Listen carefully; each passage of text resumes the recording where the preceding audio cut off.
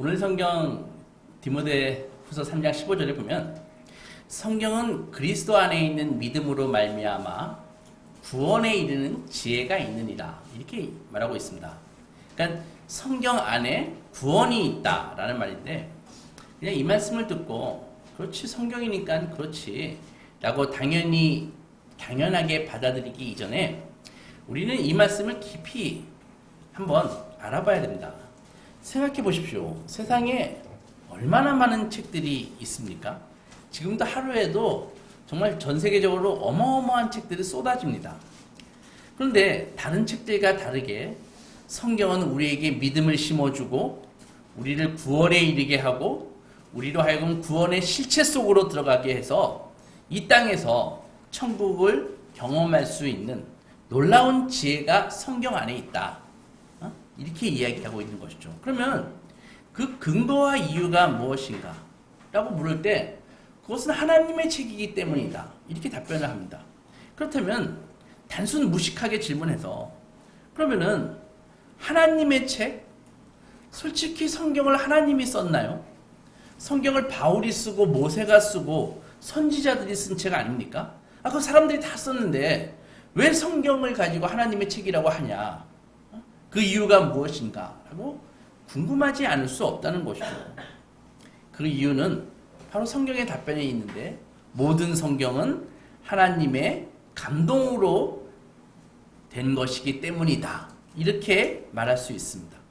하나님의 감동, 신의 감동을 받았다는 것인데 그러면 노벨 문학상을 받은 우리나라 작품도 이거 신의 영감 받은 거 아닌가? 이게 무슨 차이가 있죠? 이렇게 궁금할 수가 있죠. 모든 성경은 하나님의 감동으로 되었다라는 이 말씀을 이해하기 위해서 우리는 이 말씀에 잠시 헬라어 원문을 볼 필요가 있습니다. 헬라어 원문을 보면은 파사그라페 데오 퓨누스토스 이렇게 되어 있거든요. 파사라는 말은 모든, 그라페라는 말은 책들은, 데오는 하나님, 퓨누스토스는 영감으로 받았다. 영감된 그런 뜻입니다. 그래서 16절을 보면은 일단 모든 성경은 이렇게 되어 있는데 왜 모든이라는 표현을 썼을까요? 그것은 바로 성경이 이게 한 권처럼 보이지만 사실은 한 권이 아니라 구약 39권, 신약 27권, 도합 66권의 책을 모아놓은 모음집이기 때문에 모든이라는 그런 말을 쓴 것입니다. 그리고 헬라어 데오스는 하나님이라는 뜻이고 퓨누스토스는 이게 퓨누어라는 동사에서 온 건데 혹 바람을 불다 그런 뜻입니다. 그러니까 데오 퓨누스토스는 무슨 말인가 하면은 하나님이 혹 바람을 불다 그런 뜻이거든요. 그러니까 이제 전체적으로 이 모든 헬라어를 지역해 보면은 파사그라페 데오 퓨누스토스 이 말은 모든 책들은 하나님이 숨을 혹 불어 넣으셨다 그런 말입니다. 이것을 우리 한글 성경에서는 아름답고 예쁘게 모든 성경은 하나님의 감동으로 된 것이니 이렇게 적었다고요. 이 정도 말씀드리면 성경에 대해서 깊은 지식이 있는 분들은 아마 성경의 어떤 다른 부분이 생각날 수도 있습니다. 어디일까요? 바로 창세기 2장 7절이죠. 거기에 뭐라고 나와 있냐면 여호와 하나님이 땅의 흙으로 사람을 지으시고 생기를 그 코에 불어넣으시니 사람이 생명이 된지라 그런 말이 있습니다. 그러니까 이게 불어넣으시니 그 말이 있거든요. 영어 성경에 보면은 breathed into his nostrils, the breath of life. 하나님께서 그 생명의 숨을 콧구멍 안으로 into 불어넣으셨다 그런 말씀입니다. 그러니까 의심할 여지 없이요. 이 오늘 성경 디모데후서 3장 16절의 말씀은 사도 바울이 바로 창세기 2장 7절을 염두에 두고 적으신 것이라고요. 그 과정을 두고 데오피누스투스 하나님께서 책들 안으로 당신의 숨을 불어넣으셨다라는 표현을 한 것입니다. 무슨 말입니까? 선지자들과 사도들이 적은 이 성경이 이 책이 하나님의 말씀이 되게 하기 위해서 하나님께서는 흙으로 빚으신 흙덩어리에 불과한 물체에 당신의 숨을 후 불어넣으신 것과 똑같은 일을 바로 이 선지자들과 사도들이 지은 이 글에 하셨다는 의미입니다. 그러므로 성경이 된 사건은 바로 인간을 창조한 그 사건과 맞먹는 그런 놀라운 일이라고요. 중대한 사건입니다. 그렇기에 성경이 하나님의 말씀이 될 수 있었고, 이 성경을 통해서 이제 우리가 진리를 깨닫고 구원에 이르고 구원의 실체 속으로 들어가서 구원받은 자의 삶을 누릴 수 있다. 그런 말씀입니다.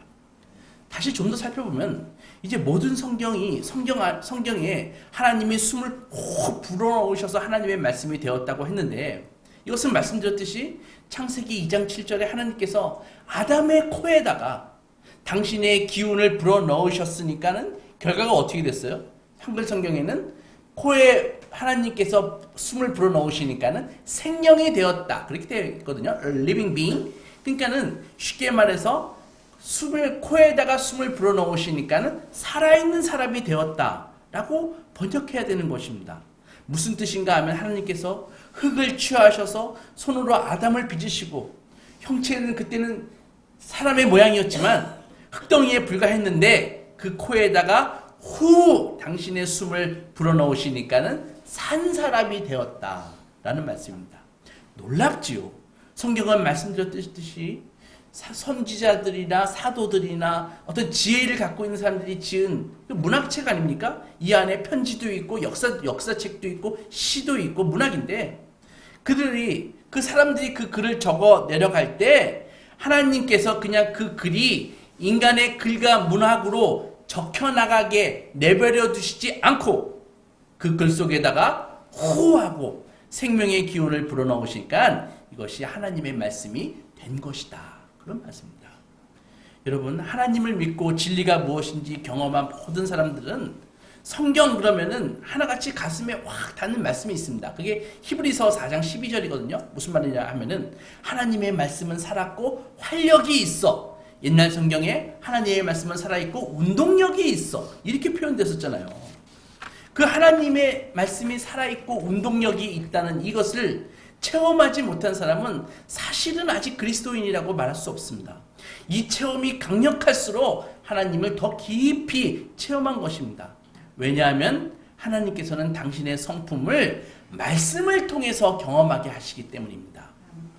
성경은 정말 생각하면 생각할수록 정말 놀라운 책이 아닐 수 없습니다. 이 신약 성경이 빨리 적혀진 책이 고린도전서 같은 경우는 AD 55년 정도에 지어졌거든요. 그러니까 예수님이 부활 승천하신 지 20년도 안 돼가지고 고린도전서가 쓰여졌다고요. 그리고 늦게 된 것도 AD 95년까지 그 정도에 지어진 것이니까 전부 다 1세기 안에 한 50년 동안의 신약 성경이 다 지어졌다고요. 그러니까 지금으로부터 한 2000년 전에 쓴 글이거든요. 신약 성경이. 구약은 훨씬 더 오래됐고. 근데 한번 2000년 전에 우리나라가 어땠는지 한번 생각해 보십시오. 2000년 전에 우리나라가 곰하고 호랑이하고 서로 사람이 되겠다고 동굴 속에서 마늘과 쑥만 먹고 막 버티고 싸우던 그런 때였잖아요. 결국 누가 이겼어요? 곰이 이겨가지고 여자가 됐잖아요.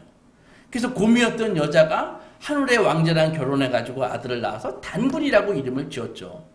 이 이야기가 AD 1281년경, 지금부터 740년 전에 이련의 삼국유사에 나온 이야기라고요. 그러니까는 740년 전의 이야기가 이렇게 곰 이야기, 호랑이 이야기 나오는데 이 신약 성경은 2000년 전 이야기라고요. 2000년에 지은 것이라고요. 근데 2000년 전에 지은 책이라고는 도무지 믿을 수 없을 정도로 오늘 현대에 사는 우리에게 생생하게 하나님의 말씀으로서 감동을 주고 영감을 주고 살아있게 다가오잖아요. 이 격차가 얼마나 납니까? 암흑의 중세 시대가 끝나고 근대 합리주의 시대가 발현되면서 막 과학이 발전하고 신지식이 물밀듯이 유럽을 필두로 해서 전 세계에 막 몰려왔다고요. 그렇게 되면서 많은 사람들이 이 성경에 대해서 막 회의감을 가졌습니다. 죽은 사람이 살아나? 보리떡 5개로 5,000명을 먹였다고? 무리를 걸어? 이게 지금 이성적이고 과학이 발달하고 있는 이 근세의 말이 돼? 라고 사람들이 그 당시에 막 생각했다고요. 중세가 끝나고 근세가 시작되면서. 그래서 당시 대표적인 문학가고 사상가 중에 한 명인 볼테르라는 사람이 있었는데 그 사람이 하는 말이 이 성경을 가지고 말하면서 야, 이제 종교가 지배하던 시대는 이제 끝났어. 이 성경 앞으로 100년 이내에 사라질 거야. 내가 장담해. 이렇게 이야기했거든요. 근데 놀랍게도 100년 후에 그 볼테르가 살던 그 사람의 집이 성경을 보급하는 보급소가 됐다고 합니다. 하나님의 유머죠. 하나님의 유머죠. 오히려 성경은 지금 올해 현대도 더 많이 보급되고 있습니다.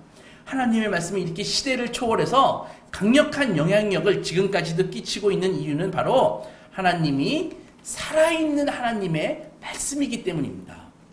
하나님의 말씀을 잠시는 인간의 그 과학적인 사고나 이성이나 뭐 미신이다 이렇게 공격하지만 이 성경을 잠시 이해되지 못할 정도로 덮어둘 수는 있습니다. 그러나 하나님의 말씀은 살아있고 운동력이 있기 때문에 이 성경을 영원히 사람들이 못 보게끔 가두어 둔 나라나 세력은 여태까지 한 군데도 없었습니다. 성경이 가는 곳마다 모든 사람은 아닐지 모르지만 이 성경 속에서 길을 찾고 수많은 사람들에게 빛을 던져주고 있습니다. 우리나라도 마찬가지였습니다. 우리나라의 성경이 어떻게 보급되었을까요? 교회에 전해 내려오는 이야기를 의하면 영국의 토마스 선교사가 우리 그 미국 상선 제너럴 셔먼호를 타고 대동강변에서 조선군과 마찰로 이 순교를 하면서 갖고 있던 이 성경을 막 칼에 맞으면서 성경을 막 집어 던졌다고요. 갖고 있는 성경을 자기는 죽어가면서. 그러니까 막 이 강변에 성경이 막 널브러져 있을 거 아닙니까? 그때 평양 사람들이 그 배에 타고 있는 사람들 다 죽였는데 죽고 나니까 이제 성경이 여기저기 떨어져 있으니까 그걸 사람들이 갖고 가가지고 야 이거 참 종이실 괜찮으네 하면서 벽지로 막 썼다고요. 벽지로.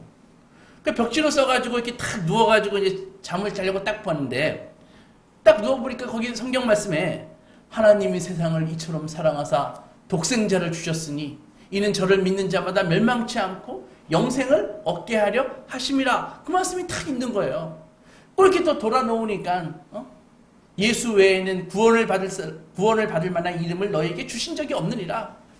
또 이렇게 돌아서니까 회개하라 천국이 가까웠느니라. 이 말씀이 보이는 거예요.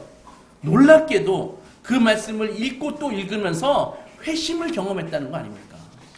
전해주는 사람이 없는데. 아무튼 이 초대교회에는 이런 간증들이 아주 비일비재 막 쏟아집니다.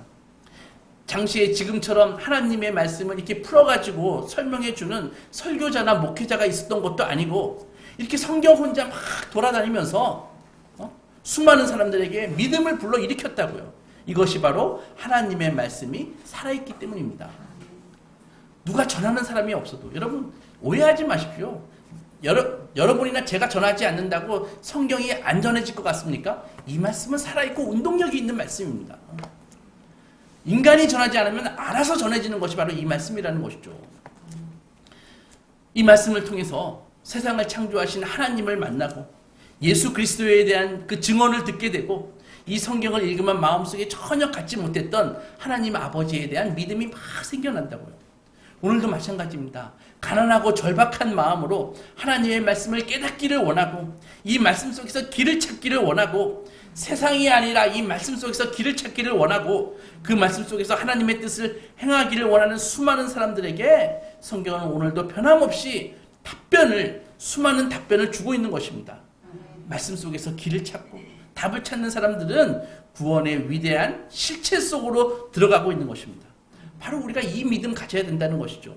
하나님의 말씀은 시대와 공간을 초월해서 변함없는 하나님의 말씀이고 능력이고 우리에게 그리스도를 증거하여 구원에 이르게 하고 우리로 하여금 위대한 구원의 실체 속으로 들어가서 신앙을 갖게 하는 하나님의 변하지 않는 영원한 방편이 바로 이 성경이라는 것입니다. 이 세상 끝날 때까지 성경은 인간을 구원하기 위한 유일한 하나님의 방편이라는 것이죠. 그러니까 하나님의 말씀에 귀를 기울이고 깨닫지 않는 한 그 누구도 예외 없이 이 말씀이 없다면 계속해서 어둠 속을 헤맬 수밖에 없습니다. 성경과 상관없는 삶을 살아가는 한 끊임없이 의심하고 끊임없이 회의감을 갖고 끊임없이 결정 못하고 끊임없이 뭐가 옳은지 전혀 구분하지 못하고 영적인 무진 속에서 아무런 해답을 찾을 수 없는 그런 삶을 살다가 인생을 마감하는 것입니다. 그래서 신앙에 대해서 갖고 있는 모든 의문들에 대한 해답이 성경에 있다라는 사실을 알고 성경 속에서 답을 찾아갈 때 우리에게 위대한 구원의 실체와 믿음을 갖게 하고 예수 그리스도를 만나게끔 만들어준다는 사실입니다. 성경에 대해서 눈을 뜰 때마다 이 개인뿐 아니라 시대도 놀랍게 변합니다. 개인이 성경에 눈을 뜨면 그 인생이 바뀝니다. 그런데 한 시대가 성경에 대해서 눈을 뜨면 세상의 판이 바뀌는 놀라운 혁명이 일어납니다. 대표적인 게 종교개혁이죠. 종교개혁의 그 놀라운 영적인 각성들이 어떻게 일어나게 되었는지 아십니까? 중세 카톨릭 교회에서는요, 평신도들은 성경 자체에 접근 자체가 불가능했습니다. 왜? 어떻게 카톨릭 교회는 평신도들이 성경을 못 읽게 했을까요? 성경을 번역하지 않았습니다. 그러니까 이게 라틴어로 쓰여져 있었다고요. 라틴어로 번역된 거. 사실 이 라틴어가 성경의 원본이냐? 아니거든요. 성경의 원본은 구약은 히브리어와 약간의 아람어, 그리고 신약은 코인의 헬라어로 되어 있다고요. 그러니까 라틴어도 번역본인데 그 옛날 번역한 라틴어본 딱 가지고 더 이상 번역을 하지 않는 것입니다. 그러면은 유럽 사람들이 독일 사람, 프랑스 사람, 영국 사람 이런 사람들인데 라틴어를 어떻게 읽겠어요? 그러니까 성경을 소수의 라틴어를 교육받은 사제나 사제 외에는 성경을 읽을 수가 없었습니다. 나머지는 그냥 의식을 집행하면서, 카톨릭이 천주교가 의식이 세잖아요. 의식을 집행하면서 그냥 의식에 참여하면 너희들 그냥 천국 가, 이런 식으로 말도 안 되게 교육을 했다고요. 그러니 우리가 알듯이 중세 카톨릭 교회가 얼마나 반성경적이고 얼마나 문제가 많았습니까? 그러나 하나님께서는 그걸 그냥 두고 보시지 않고 이 교회를 바꾸어야겠다라고 하나님이 계획하셨기 때문에 어떻게 하냐면은, 그러면은 사람들에게 성경을 읽게 해야겠다. 하나님께서 그렇게 계획을 세우셨다고요. 어떻게? 라틴어로 되어 있는데, 사람들에게 갑자기 라틴어를 이해할 수 있는 그런 영감을 하나님이 주셨을까요? 그게 아니라 당시 르네상스가 일어났잖아요. 문예부흥. 그래서 이 문예부흥을 통해서 당시에 똑똑하고 식견 있는 젊은이들이 막 일어나가지고 고전을 연구하기 시작했습니다. 그러니까 고전을 읽으려면은, 그리스 신화 이런 거 읽으려면 뭘 공부해야 돼요? 헬라어를 공부해야 되죠. 옛날 고대 이스라엘 문서를 읽으려면 히브리어를 공부해야 되겠죠. 그리고 사라진 언어들, 막 우가리어, 이 토판 가지고 막 그때 르네상스 때 똑똑한 젊은이들이 막 언어를 공부하기 시작했다고요.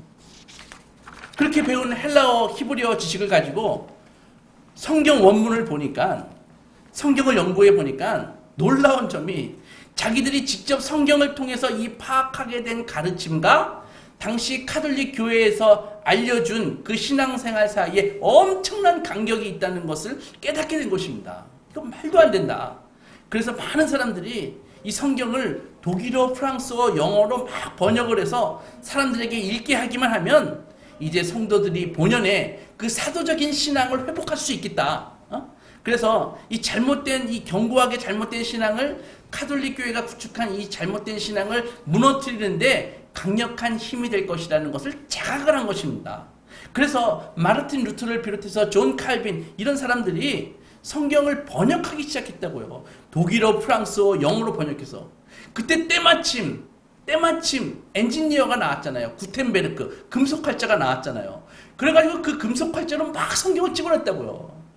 그러니까 카톨릭 교회 입장에서는 이게 정말 하늘이 무너질 일이라고요. 그동안 철저하게 라틴어로만 딱 떼가지고 성경 못 읽게 했는데 갑자기 독일어 성경이 나오고 프랑스어 성경이 나오고 영어 성경이 나오니까 일반 평신도들이 막 성경을 읽기 시작한 거예요. 그러면서 이제 막 사제들한테 질문하죠. 신부님, 성경에 보니까 그거 아닌 것 같은데요. 얼마나 난감했겠습니까? 얼마나? 그러니까 이제 번역하고 책을, 성경을 찍어내는 일을 오히려 탄압을 하기 시작했습니다. 그래서 성경을 번역하면 그때 교회사를 보면은 막 화형을 시켰다고요. 카톨릭 교회에서, 교황청에서.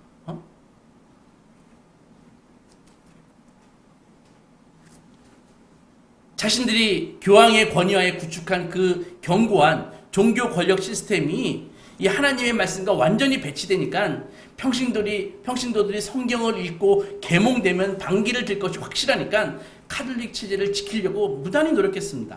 이때 마틴 루터와 존 칼빈 같은 사람들이 새롭게 일어나서 종교개혁을 시도하고 이끌어 나갔죠. 실제로 많은 교회들이 카톨릭을 떠나가지고 개혁신앙으로, 우리가 믿고 있는 개혁신앙으로 오게 되었습니다. 루터도 마찬가지고 칼빈도 마찬가지고, 그 사람들이 처음에 이 개인적으로 언어를 배우고 고전을 연구하다가, 그 사람도 원래 카톨릭 신부였고 신자였거든요. 근데 성경 그 자체를 접하면서 커다란 체험을 하게 되었죠. 둘 다 공통점은 바로 성경 안에서 예수 그리스도를 만나서 믿음을 갖게 된 것입니다. 믿음을 갖고 구원에 이르고 예수 그리스도를 만나 이제 소망을 갖게 되고 구원의 실체 속으로 들어가게 되니까 영혼의 참다운 자유가 주어지고, 그들이 갖고 있던 그 천재적인 뛰어난 학문적인 이해와 성경의 중심이신 예수 그리스도를 발견한 그 영적인 체험이 결합되면서 바로 그들이 공부한 성경 전체의 지식에 대한 찬란한 복음의 빛이 들어오기 시작했습니다. 이때 쓰여진 최초의 기독교 변증서인 기독교란 무엇인가? 그게 바로 기독교 강요라고요. 칼빈의.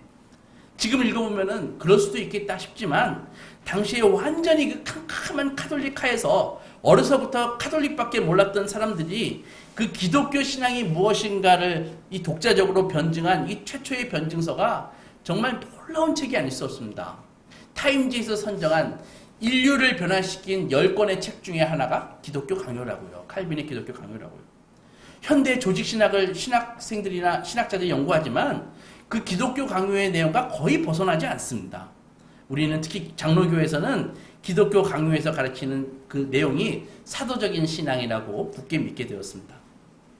아무튼 이 종교개혁자 이 칼빈에게 이 놀라운 자양분을 제공해 준 게 바로 성경이라고요. 성경으로 돌아갔기 때문에 위대한 저서를 저술할 수 있었습니다.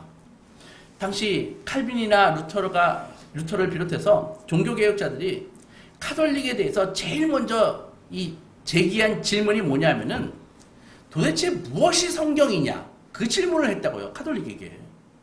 당신이 카톨릭은 이 선이 분명하지 않았습니다. 무슨 말인가 하면 구약은 이미 39권으로 정해졌고 신약도 27권으로 어거스틴 시대까지 딱 정해졌는데, 근데 그 66권으로 딱 성경이 확정되었는데 카톨릭이 이에 대해서 애매모호한 태도를 갖고 있는 거예요.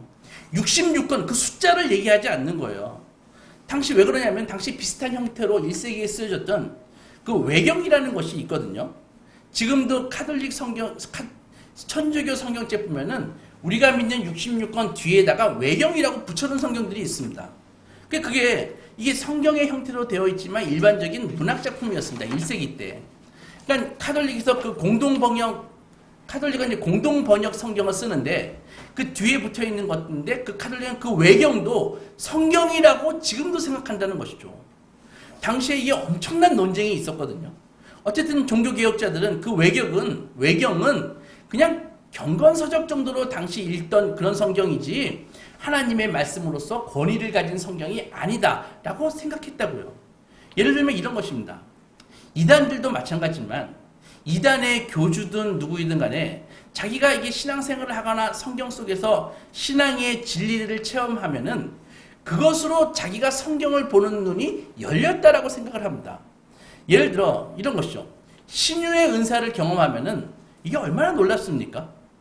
병고침의 은사를 한번 경험하면은 그러면은 그 사람은 신유의 은사를 바탕으로 해서 모든 성경과 신앙을 해석하려고 한다고요. 그러니까 그 사람의 눈에는 신유의 역사가 일어나는 교회는 살아있는 교회, 신유의 은사가 잘 일어나지 않는 교회는 죽은 교회, 이렇게 탁 판정을 해버린다고요. 그래서 교인들도 맨날 병에 걸려가지고 병원이나 왔다 갔다 하는 그런 사람들은 그 사람 믿음이 없는 사람이야. 그리고 병에 걸려도 내가 물 한 잔 탁 마시고 기도 한번 탁 해가지고 딱 나면 그 사람은 믿음 좋은 사람이야. 이렇게 판정해버린다고요. 우리나라에서 한때 방언의 은사가 매우 중요하게 여겨진 때가 있었습니다. 그때는 방언받지 못하면 교인도 아니었습니다.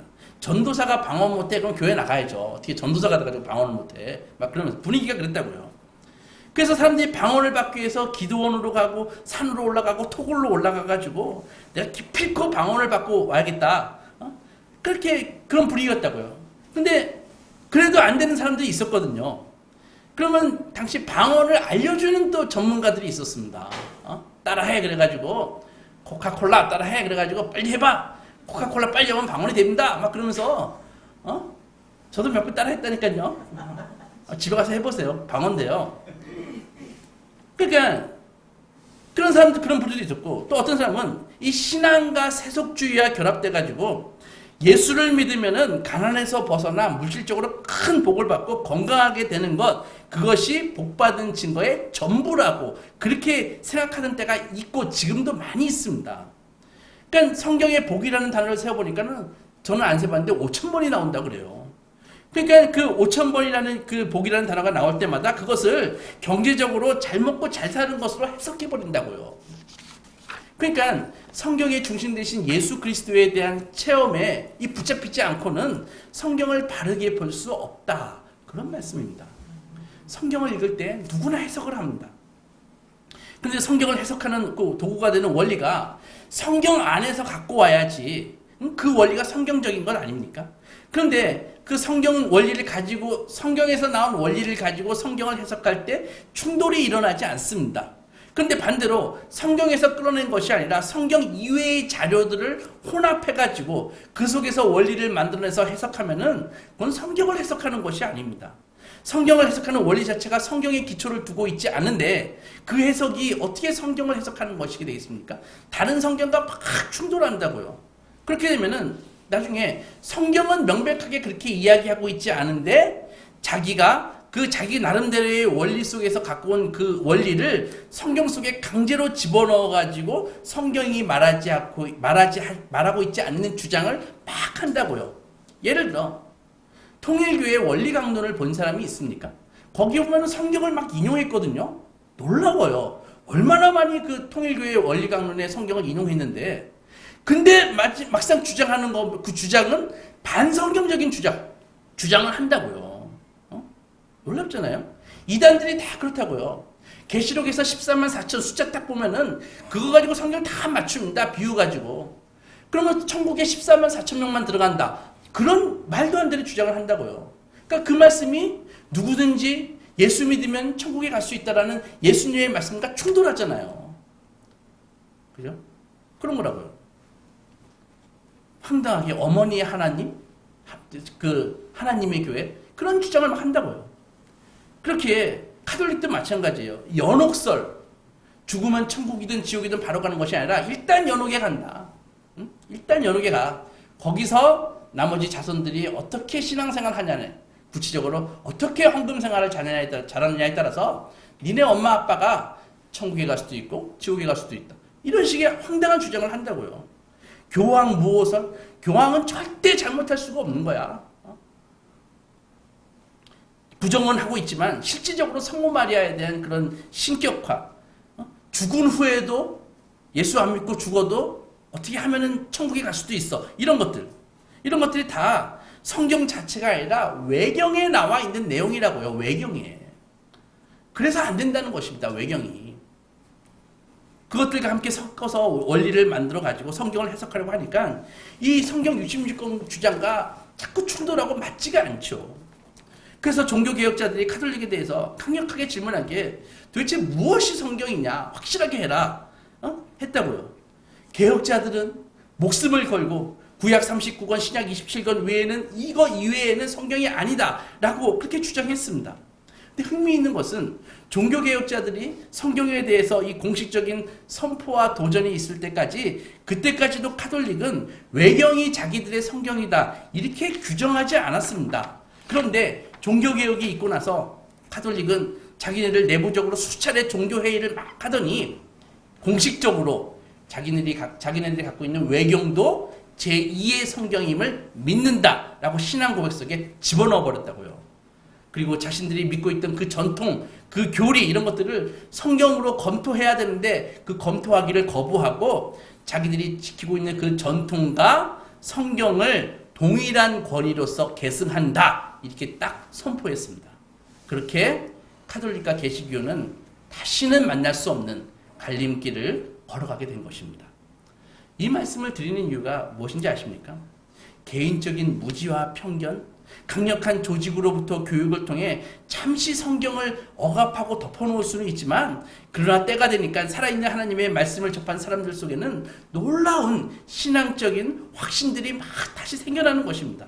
바로 하나님의 말씀이 살아있기 때문에, 하나님의 말씀이 살아서 그 말씀을 접한 사람들을 같이 움직이기 때문에 그런 것입니다. 중세의 캄캄한 암흑시대 속에서 사도들의 그 찬란한 신앙을 역사 속에 그 다시 복원시키는 도구로 쓰임받았던 그 종교개혁자들은 모두 살아있는 하나님의 말씀에 강력하게 영향을 받은 사람들입니다. 모두가 성경을 깊이 탐구한 사람들입니다. 여기서 아주 중요한 교훈을 얻게 됩니다. 하나님의 말씀은 이 자체가 살아있고 운동력이 있는데, 중요한 것은 이 말씀이 어떤 마음밭에 떨어지냐에 따라 그게 문제인 것이죠. 오늘 두 번째 본문인 마태복음 13장에서 예수님이 우리에게 비유를 하나 알려주셨습니다. 네 가지 땅에 떨어진 씨의 비유죠. 그죠? 씨의 이야기를 주셨는데, 네 가지 땅이 뭐야? 첫째 길가, 두 번째 돌밭, 셋째 가시떨기, 넷째 옥토, 비옥한 땅. 그죠? 우리가 알듯이 길가에 떨어진 씨앗은 어떻게 됐어요? 새가 쪼아 먹었죠. 그죠? 그 다음에 돌밭에 떨어진 씨는 어떻게 됐습니까? 싹이 나왔지만은 해가 돋은 다음에 그 뿌리가 말라버렸지 않습니까? 가시떨기에 떨어진 씨는 좀 자랐는데 가시가 기운을 막아가지고 그렇게 돼버렸고, 좋은 땅에 떨어진 씨는 30배, 60배, 100배의 결실을 맺었습니다. 그럼 우리가 다 알고 있는 이 비유를 다시 한번 생각해 보겠습니다. 열매를 맺지 못한 길가, 돌밭, 가시떨기, 그 떨어진 그 씨에 문제가 있습니까? 없습니까? 문제 없습니다. 그죠? 똑같이 그 씨는 완전한 씨라는 것이죠. 그것들은 모두 다 살아있고 운동력이 있고 그런 하나님의 말씀이었습니다. 그런데 길가에 떨어진 씨앗은 그 말씀이 아무것도 아닌 것처럼 새가 그냥 쪼아 먹어버렸습니다. 그러나 옥토에 떨어진 씨앗은 과연 그 말씀이 살아있고 운동력이 있고 생명력이 있다는 것을 30배, 60배, 100배라는 그 놀라운 성장과 열매를 통해서 드러났습니다. 여기서 어떤 진리를 배울 수가 있습니까? 성경은 하나님의 말씀이고 살아있고 활력이 있는 말씀인데, 말씀의 씨가 어느 밭에 떨어지냐에 따라 하나님의 말씀이 가지고 있는 그 생명력과 운동력을 아주 믿을 수 없을 만큼 놀랍게 드러내 보여줄 수도 있고, 그렇지 않을 수도 있다는 사실입니다. 보십시오. 오늘 성경은 디모데후서입니다. 사도 바울이 젊은 목사인 디모데에게 쓴 편지라고요. 어려서부터 성경을 알았나니, 그런 말이 있잖아요. 디모데 보고. 그러면은 어려서부터 성경을 안 사람이 디모데뿐입니까? 아닙니다. 많은 사람들이 있었습니다. 지금도 많은 사람들이 성경을 배우고 성경에 대한 이야기를 듣고 있습니다. 그러나 성경을 듣고 접한 모든 사람들이 예수 그리스도를 만납니까? 아닙니다. 말씀을 들은 모든 사람들이 믿음이 생기던가요? 아닙니다. 말씀을 들은 모든 사람들이 거룩한 구원의 실체 속으로 들어가서 신앙의 감격을 맛봅니까? 아닙니다. 어릴 적부터 성경에 대해 이야기를 동화처럼 들은 그 수많은 아이들이 자라서 구원의 실체 속으로 모두 들어가서 은혜를 경험합니까? 아닙니다. 그럼 누가 그 말씀의 은혜와 능력을 경험합니까? 바로 하나님의 말씀은 살았고 운동력이 있기 때문에 그런 일들이 일어나는데, 신기하게도 말씀이 살아있고 운동력이 있다라는 그 믿음으로 말씀을 접하는 사람, 그 사람에게 역사가 일어난다는 것입니다. 아멘. 이런 간증 많이 들어보셨을 것입니다. 대학을 나오고 석박사를 한 세상적으로 똑똑한 사람도 그 사람이 성경을 읽어도 거의 깨닫지 못합니다. 물어보면 도대체 이해가 안 돼, 이게 말이 돼, 이런 소리는 하고 앉아있죠. 그런데 초등학교도 나오지 않은, 한글도 배운 적이 없는 할머니들이 교회 열심히 다니면서 성경을 읽다가 한글을 배우게 되고, 근데 그분이 기가 막히게 성경에 대해서 아주 깊은 이해를 갖고 있습니다. 이것을 어떻게 설명할 수 있습니까? 바로 성경을 알기 위해서는 신령한 지혜가 필요하다는 것입니다. 이 신령한 지혜는 인간이 갖고 있는 일반적인 지식을 도구로 사용하기도 하지만 그게 전부가 아니라는 것이죠.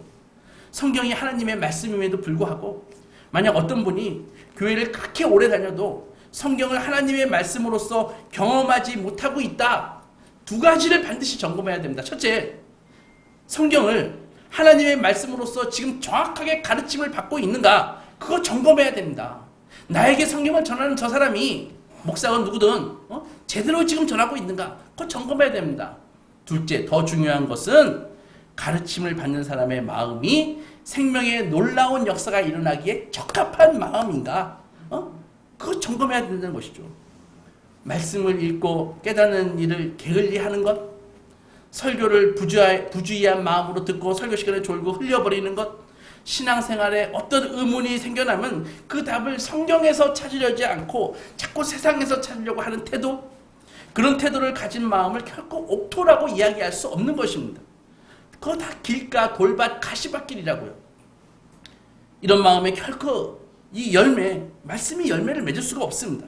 이런 마음은 성경 자체에 대한 태도뿐 아니라 하나님의 말씀을 따라 살고 예수 그리스도 그분을 사랑하기보다는 세상의 재물과 이익에 대한 염려, 핍박과 고난이 올 때 견고하게 마음을 지키고 내가 믿음으로 살아야겠다라고 하는 결심을 하지 못하는 그런 나약함, 이 모든 것들이 우리 마음속에 떨어진 그 하나님의 말씀이 강력한 생명력을 가지고 생명력 있게 자라지 못하게 하는 그 중요한 다 원인들이라고요.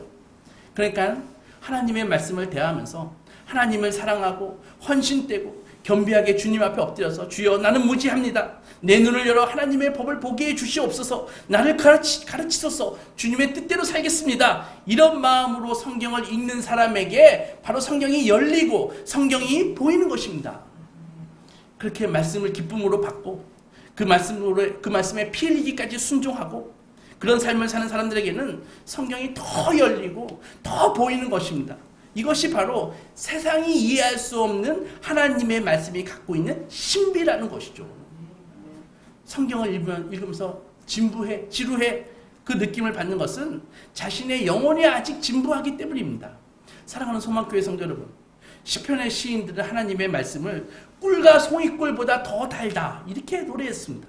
히브리 사람들이 얼마나 이 성경에 대해서 애착을 갖고 있는지 아기가 태어나면은 좀 아장아장 걸을만 할 때 알잖아요. 우리 성경 꿀 가지고 성경을 써가지고 얘 한번 핥아라 해가지고 이게 성경이다 이렇게 교육한다고 그렇게 얘기하지 않습니까? 이렇게 하나님의 말씀과 함께 자라고 배운 사람들이 바로 말씀의 실체 속으로 들어가면서 그 말씀의 생명력과 운동력을 경험하는 것입니다. 그러면서 전에는 하나님의 말씀이 단지 꿀이었기 때문에 그것을 할 때가 꿀처럼 달다 그렇게 했는데 어느 순간부터 그 말씀이 자신의 영혼의 양약과 같고 꿀과 같구나라는 사실을 경험하게 됩니다. 여러분들이 지금까지 많은 체험을 하시고 무슨 은혜를 받았든지 그 은혜를 통해서 내가 받은 은혜를 통해서 성경에 대한 사랑으로 돌아가지 않는 은혜는 은혜가 아니거나 아주 적은 체험일 뿐입니다. 은혜를 받으면 반드시 말씀을 사랑하게끔 되어 있습니다.